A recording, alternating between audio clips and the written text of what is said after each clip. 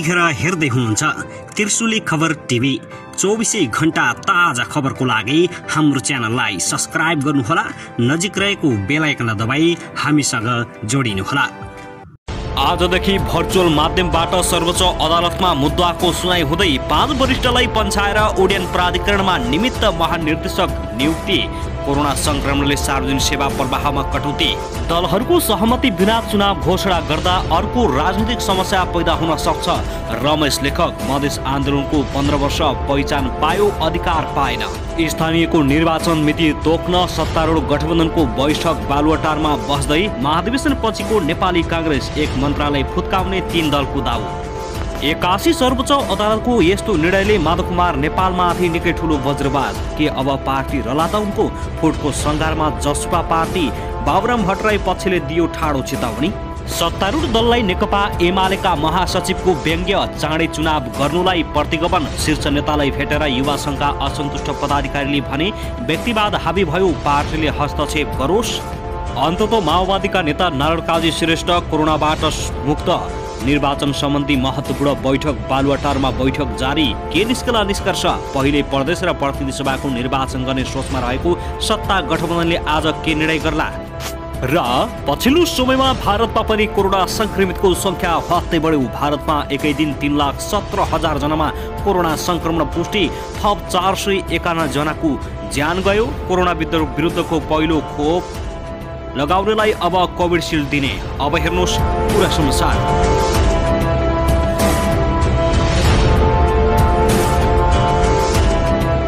दर्शकबिन नमस्कार, तपाईहरुलाई हार्दिक स्वागत छ हाम्रो च्यानल त्रिशुली खबर टिभीमा। यदि हाम्रो च्यानललाई अहिलेसम्म सब्स्क्राइब गर्नु भएको छैन भने सब्स्क्राइब गरी नजिक रहेको बेल आइकनलाई दबाई हामीसँग जोडिनुहोला। दर्शकबिन फेरि पनि हामी तपाईहरुमाझ निकै महत्त्वपूर्ण खबरका साथ उपस्थित भइसकेका छौं।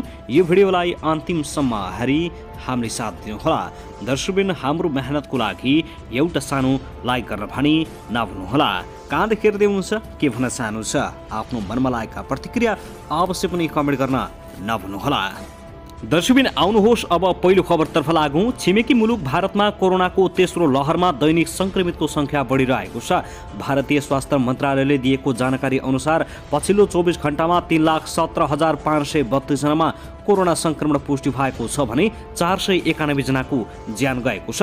भारतमा दैनिक संक्रमित दर परीक्षण गरिएको संख्याको 16.41% रहेको छ। त्यस्तै भारतमा एकै दिन 2,23,990 जना कोरोना संक्रमणबाट निको भएको मन्त्रालयले बताएको छ। त्यस्तै भारतमा कोरोनाको नयाँ भेरिएन्ट ओमिक्रोनका केसहरू पनि बढिरहेका छन्। अहिलेसम्म भारतमा 27 राज्यमा ओमिक्रोन भेटिएका 928 केसहरू रिपोर्ट गरिएको मन्त्रालयले जनाएको छ। भारतमा अहिलेसम्म ओमिक्रोनबाट 1 जनाको ज्यान गएको छ। यसअघि भारतमा सक्रिय कोरोना संक्रमितको कुल संख्या 1,90,000 नागेको छ। अहिले भारतमा 19,24,000 कोरोनाका सक्रिय संक्रमित रहेका छन्। हालसम्म कोरोना संक्रमणबाट कुल 4,87,493 जनाको भारतमा मृत्यु भएको छ। दर्शकबिन त्यसैगरी नेकपा एमालेका महासचिव शङ्कर पोखरेलले सत्तारूढ गठबन्धनलाई व्यङ्ग्य गरेका छन्। सत्तारूढ गठबन्धनले स्थानीय तहको निर्वाचन कार्तिकमा सारेर आगामी वैशाखमा संसदको निर्वाचन गर्नेबारे छलफल चलाएकोमा नेकपा एमाले महासचिवले व्यङ्ग्य गरेका हुन्। उनले फेसबुकमा स्टाटस लेख्दै भनेका छन्, 5 वर्ष अघि नै चुनाव गर्नु प्रतिगमन हो भन्ने सत्ता गठबन्धन स्थानीय चुनावपछि सार्ने गरी वैशाखमै संसदको चुनाव गर्न तयार भए रे। नेकपा एमाले अध्यक्ष केपी शर्मा ओली नेतृत्वको सरकारले 2 पटक संसद विघटन गरेर निर्वाचनको घोषणा गरेको थियो। तर एमाले बाहेकका दलहरूले त्यसलाई प्रतिगमनको संज्ञा दिएर सडकमा प्रदर्शन गरेका थिए भने अदालतमा मुद्दा समेत लगेका थिए। त्यसबेला उनीहरूले संसद पूर्ण कार्यकाल चल्नुपर्ने तर्क गरेका थिए। अहिले सत्तारूढ दलका नेताहरूले नेकपा एमालेको संसद चल्न नदिएको भन्दै वैशाखमा संसदीय निर्वाचन गरेर स्थानीय तहको निर्वाचन कार्तिकमा गर्दा पनि हुने तर्क गर्न थालेका छन्। दर्शकबिन त्यसैगरी सरकार सञ्चालनका लागि सत्ता गठबन्धनद्वारा गठित उच्च स्तरीय राजनीतिक समन्वय समितिको बैठक आज बिहीबार बस्दैछ। समितिका एक नेताका अनुसार बैठक अपराह्न 4 बजे प्रधानमन्त्रीको सरकारी निवास बालुवाटारमा बस्ने भएको छ।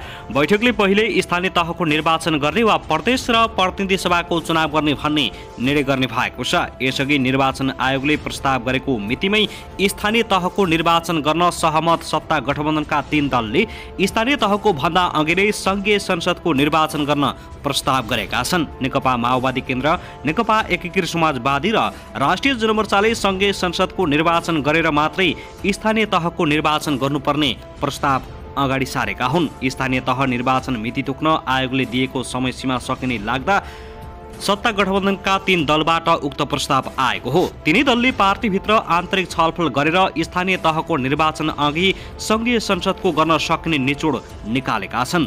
यसबारे आज बस्ने उच्च राजनीतिक संयन्त्र समितिको बैठकमा छलफल हुने बताइएको छ।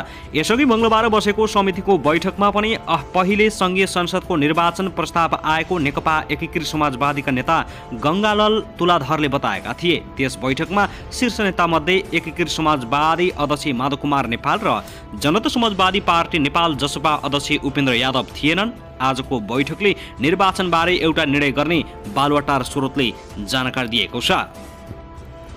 त्यसैगरी उता भने जनता समाजवादी पार्टी जसपामा विवाद चुलिएको छ। देउबा नेतृत्वको सरकारमा मन्त्री पठाउँदा र पार्टीको तर्फबाट राष्ट्रिय सभाको निर्वाचनमा उम्मेदवारी चयन गर्दा पार्टी अध्यक्ष उपेन्द्र यादवले एकलौटी गरेको भन्दै संघीय परिषद अध्यक्ष डाबाबुराम भट्टराईपछि असन्तुष्ट बनेको हो। यादवपछि एकलौटी रूपमा अघि बढ्न खोजेमा पार्टी विभाजनको अवस्था आउन सक्ने चेतावनी भट्टराईपछि नेताहरूले दिएका छन्। पार्टी विभाजन भएको 6 महिना पुग्न नपाउँदै जनता समाजवादी पार्टी जसपा भित्रको विवाद पुनः छत्ताछुल्ल भएको छ। पछिल्लो विवादलाई लिएर पार्टीभित्र विभाजन हुने सम्मका अड्कलबाजी सुरु भएका छन्। तत्कालीन प्रधानमन्त्री केपी शर्मा ओलीको बहिर्गमनका लागि एक ठाउँमा उभिएका जसपा अध्यक्ष उपेन्द्र यादव र संघीय परिषद अध्यक्ष डाक्टर बाबुराम भट्टराईका बीच पछिल्लो समय दूरी बढ्दै गएको छ। तत्कालीन पार्टीका अर्का वरिष्ठ अध्यक्ष महन्त ठाकुर पक्षले ओलीलाई सहयोग गर्दै सरकारमा सहभागी भएपछि जसपा विभाजन भएको थियो। विभाजनपछि ठाकुरको नेतृत्वमा लोकतान्त्रिक समाजवादी पार्टी लोसपा गठन भइसकेको छ। दर्शकबिन त्यसैगरी नेपाल बार एसोसिएसन नेबाएले प्रधान न्यायाधीश चोलेर शमशेर राणा विरुद्ध जारी आन्दोलनलाई भर्चुअल रूपमा निरन्तरता दिने भएको छ। नेबाएले कोरोना भाइरसको बढ्दो संक्रमणका कारण आन्दोलनको स्वरूप परिवर्तन गरिएको बुधबार विज्ञप्ति मार्फत जानकारी दिएको हो। माघ 6 गते बिहीबारदेखि माघ 18 गतेसम्मका लागि आन्दोलनको स्वरूप परिवर्तन गरी भर्चुअल माध्यमबाट अन्तर्क्रिया गरी निरन्तरता दिने जनाएको छ।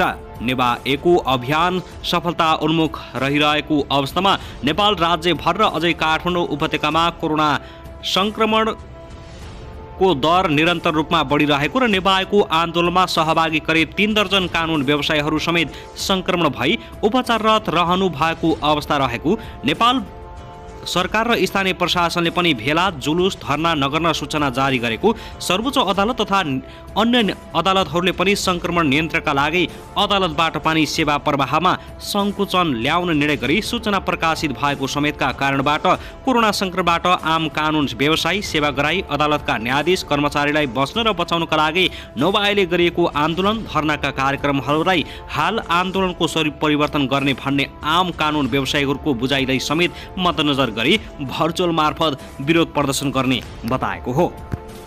दर्शकबिन त्यसैगरी प्रमुख प्रतिपक्षी दल नेकपा एमालेका नेता आनन्द पोखरेलले सरकारलाई यथाशक्य चाँडो स्थानीय तहको निर्वाचन गर्ने गरी तयारी गर्न आग्रह गरेका छन्। रिपोर्टर्स क्लबमा उनले निर्वाचनको मुखमा आएर नेपालमा निर्वाचन हुन्छ कि हुँदैन भनेर बहस र छलफल हुनु नै दुःखद भएको बताएका छन्। पोखरेलले संविधान र कानुनप्रति नै आशंका जन्माउने काम नगर्न सरकारलाई सचेत गराएका छन्। उनले संविधानले निर्दिष्ट गरे बमोजिम समयमै निर्वाचन गर्नुपर्नेमा जोड दिएका छन् भने पोखरेलले भने ऐनले प्रष्ट व्याख्या गरेको छ। स्थानीय तहको निर्वाचन सम्पन्न गरेर जेठ 6 गते भित्र नै स्थानीय तहका नयाँ प्रतिनिधिहरूलाई सत्ता हस्तान्तरण गर्नुपर्छ। तर सरकारले अहिले निर्वाचनको तयारी गरेको छैन।